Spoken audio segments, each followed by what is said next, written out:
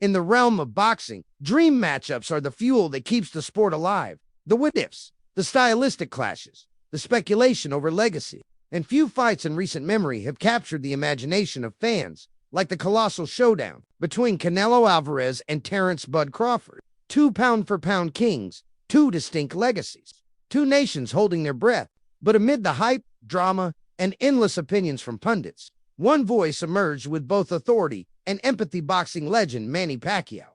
Pacquiao knows greatness. He knows what it means to step into the ring carrying not only his own ambitions, but the hopes of an entire country. He knows how it feels to face dangerous men with very different styles, from slick counterpunchers like Juan Manuel Marquez to pressure fighters like Miguel Cotto, all the way to master technicians like Floyd Mayweather. So when Manny Pacquiao agreed to publicly break down the much-anticipated clash between Canelo Alvarez and Terence Crawford, the world listened, not just because of what he said, but because of who he is, a warrior whose insight is carved not from commentary booths, but from the sweat, blood, and glory of 72 professional bouts. The anticipation for Alvarez vs Crawford reached a fever pitch months before the two fighters even touched gloves.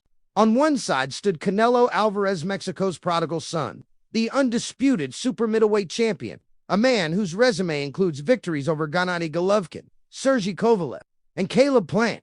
Canelo was no longer the boy who once lost to Mayweather. He was the battle-tested veteran with granite toughness and an arsenal of power shots designed to punish.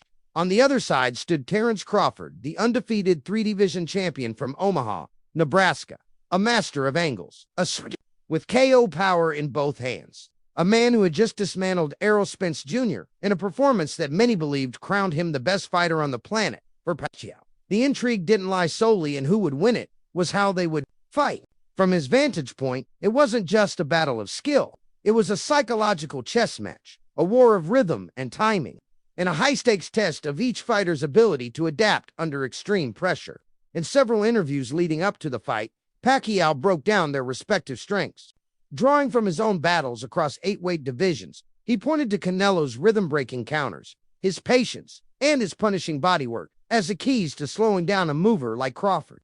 But he also cautioned that Canelo's tendency to take rounds off his slow starts could cost him dearly against someone as precise and calculating as Crawford. Pacquiao, who had been outfoxed by Mayweather's patience in 2015, recognized that a smart fighter with elite timing can nullify brute force. That lesson wasn't lost on him. Pacquiao also dissected Crawford's movement. He noted how Bud doesn't just dance around the ring, he controls space. Unlike many slick boxers who rely on foot speed alone, Crawford manipulates angles with his shoulders, pivots, and even subtle head movement. Manny called it intelligent pressure, the kind of pressure you don't notice until you're walking into traps.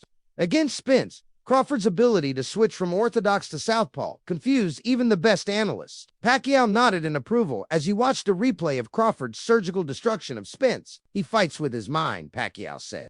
He waits for your mistake, then he punishes. And then came the weight factor. It was, and still is, one of the most contentious elements in the debate. Crawford, who spent much of his career at lightweight and junior welterweight, was jumping up to face a naturally bigger man. Pacquiao had been there himself when he fought Antonio Margarito at a catchweight of 150 pounds. The size disparity was clear, yet Pacquiao's speed and angles carried him through. He noted that Crawford's frame, though smaller than Canelo, might allow for more agility so long as he doesn't bulk up too much and lose his speed. Sometimes, if you add weight too quickly, you lose what makes you special, he warned.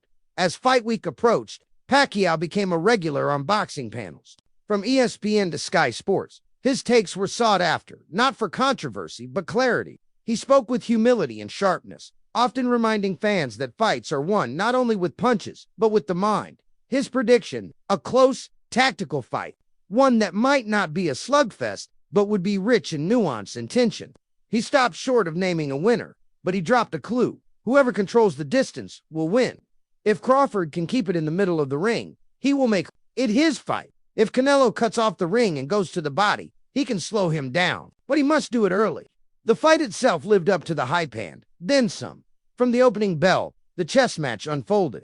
Crawford, as expected, opened in orthodox stance, but switched seamlessly to southpaw. After just 30 seconds, his jab snapped like a whip. Canelo, calm and composed, pressed forward with a high guard, throwing calculated hooks to the body. Pacquiao, watching from ringside, leaned forward as if trying to absorb every faint dot in the early rounds. Crawford's speed was evident. He darted in and out, landing clean counters while avoiding Canelo's heavier shots. Pacquiao had warned that if Canelo let Crawford dictate the pace, the fight could slip away. And that's exactly what began to happen in rounds 3 and 4. Crawford's lateral movement and unpredictable angles began to frustrate the Mexican icon. Yet Canelo remained dangerous, landing a flush uppercut in the 5th that momentarily staggered Crawford. It was a reminder that even when outboxed, Canelo could shift momentum with a single punch. Pacquiao, watching intently, could be seen nodding his head. The body language said it all. This was a fight that would be decided not by volume, but by moments. Big moments. Crawford recovered quickly, however, and in round 7, he delivered one of those moments. A step-back right hook caught Canelo on the chin as he lunged forward, forcing him to clinch.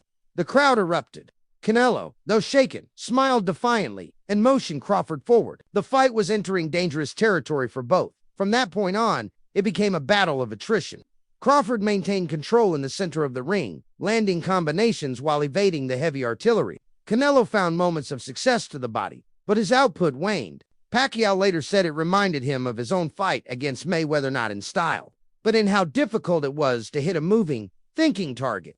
Crawford made him think too much. Manny said PostFight, "When you think too much in the ring, you slow down." As the final bell rang, there was tension in the air. Had Canelo done enough with his power shots, or had Crawford's slickness and precision carried the day? The judges rendered their decision a unanimous victory for Terence Crawford. Shockwaves. Some fans booed, others cheered.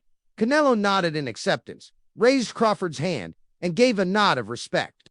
In the post-fight interviews, both men praised each other. Crawford called Canelo the toughest opponent of his career. Canelo, ever the professional, said he'd be backhand that the better man won. Pacquiao, meanwhile, offered a thoughtful reaction. This is what boxing needs. Two champions fighting at their best. No excuses, no drama, just respect. He praised Crawford's composure and adaptability, noting that the way he made subtle adjustments throughout the fight was championship level. When asked if Crawford was now the pound-for-pound king, Manny didn't hesitate. Yes, he's earned it. But Manny didn't let the moment pass without a challenge. With a smile, he added, "I'm happy to watch these young lions fight, but maybe I'm not so old yet. Maybe I have one more left." Was it a joke? Was it a hint? The media seized on it instantly. Could Pacquiao be teasing their return? Would he be willing to face Crawford, who had long expressed admiration for him? The two had nearly fought in 2021 before negotiations fell apart. Now, with Crawford's stock at an all-time high, the idea suddenly didn't seem so far-fetched. Pacquiao clarified a few days later, saying he wasn't officially coming back, but he didn't rule it out. If the fight makes sense, if it's for the fans, who knows, he said. What's undeniable is that Manny Pacquiao's presence added gravity to the already monumental fight. In a sport often driven by trash talk and empty hype, his quiet wisdom reminded fans of the sport's deeper beauty of strategy, humility, and courage. His analysis of Canelo versus Crawford wasn't just expert commentary. It was a passing of the torch, a legend witnessing to greats write their own history. The fight will be dissected for years to come. Analysts will replay Crawford's feints, Canelo's power shots, the swing grounds, the missed opportunities. But in Pacquiao's eyes, the result was bigger than one man's hand being raised. It was a validation of the sweet science, a celebration of skill over brute force, of ring IQ over reputation. And as the dust settled, one thing became clear. Terence Crawford, like Manny Pacquiao before him, had crossed a line few ever do. He had entered greatness not through talk, but through mastery. And he did it against a legend who gave him everything he could handle. In the words of Pacquiao, a fight like this is why we love boxing. Two warriors, one ring, and no fear. This is how champions are made.